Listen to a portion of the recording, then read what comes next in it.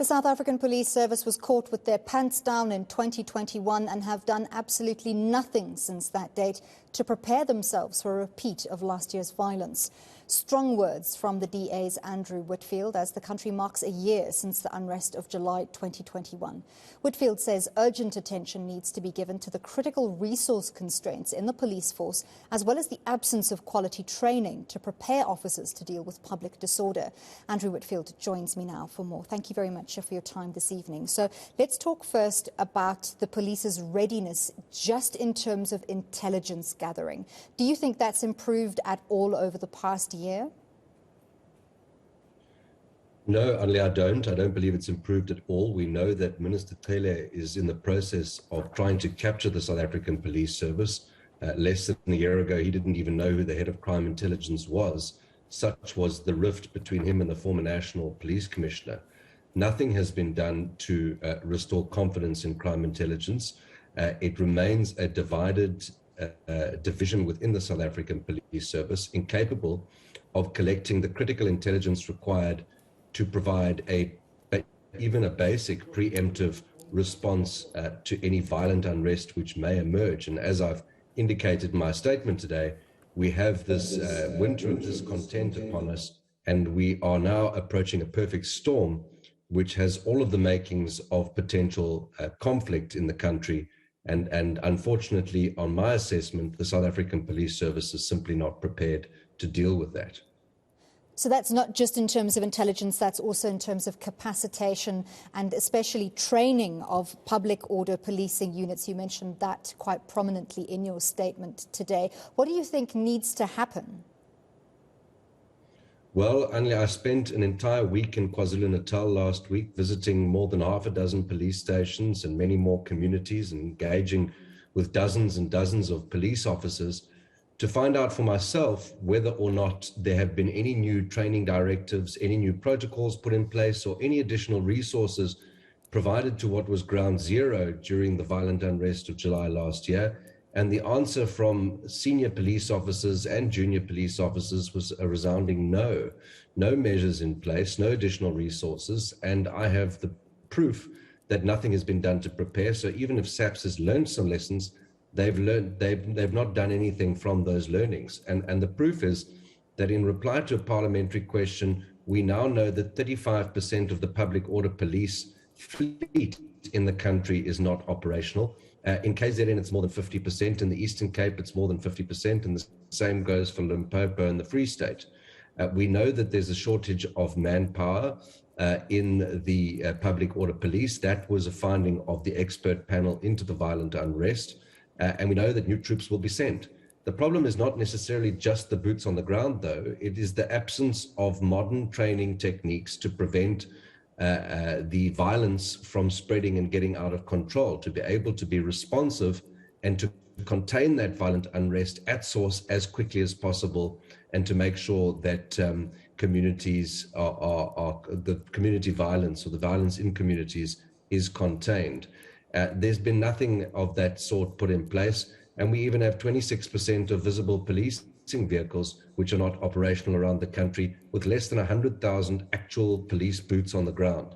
It's a recipe for disaster, and it's an absolute disgrace that a full year on, after more than 300 people have died and billions of rands of damage to our economy, that the Minister of Police spends his time shouting at community members rather than fixing the glaring failures within the South African Police Service. So part of the biggest criticism levelled at the SAPS in the wake of the July unrest was the delayed reaction, the time it took for those boots, the limited boots that they were, to even get on the ground at the scenes where the looting and the unrest and the violence was happening. What do you think has changed, if anything, in the leadership of the police? And do you think those changes are sufficient so that reaction time and decision-making in these critical situations will be better next time around?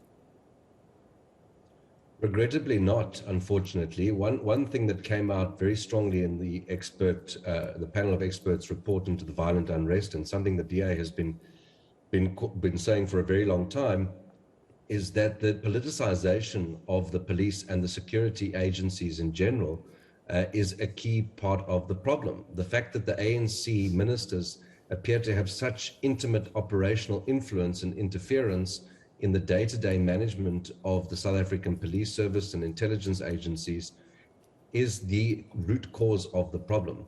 And so it doesn't matter what changes have been made. There's a new National Police Commissioner, but I mean, he's been in office for a couple of months. The problem is really with ministerial overreach and ministerial interference.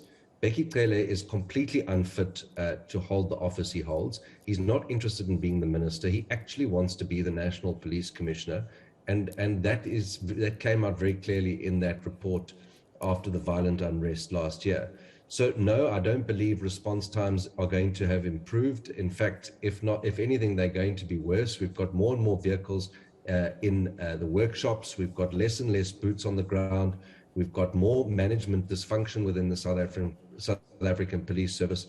And the only way to improve response times and to make sure that we can quell the violence is to build stronger community links with community-based organizations and policing forums, neighborhood watches and farm groups, as well as with private security companies, to try to achieve a sort of force multiplier in order to boost the boots on the ground and the eyes in the sky, and make sure that we have more people watching and listening and gathering information and preparing the police in a more cooperative relationship than we've seen in the past. And until that happens and SAPS actually addresses its own internal management and training shortcomings as well as resource challenges, I'm afraid that the situation could be even worse this time around, given all of the external factors that are driving, that may drive any future violent unrest.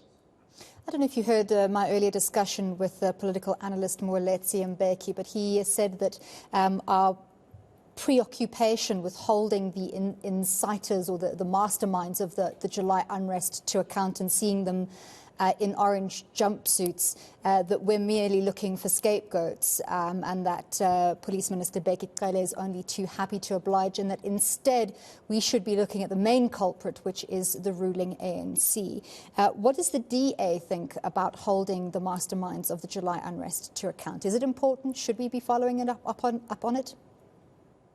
Of course we must. Every person who breaks the law must be held to account. I think that is the absolute essence of creating a law-abiding society which respects the rule of law. There must be consequences for anybody who steps outside of the law. First, arrested by the Special Investigative Unit and 8 by the Hawks. Do you dispute those arrests? No, well, it's the first time I'm hearing an actual number that the minister's putting to it, which we obviously welcome. That's wonderful. But, you know, when we pressed him in the committee and we pressed him in Parliament, you know, he said, no, well, they're on the case and they're going to be doing it. So that's a great revelation, a wonderful step in the right direction. And I hope that we'll be making a lot more noise about it, because people need to know that the police are doing their jobs and that they are achieving results. But more to the point that Mr. Mbeki has made is absolutely that, as I've said earlier in the interview, the ANC is the root cause of instability in the security cluster. And there was a debate in Parliament earlier this year where we made that point very, very clearly.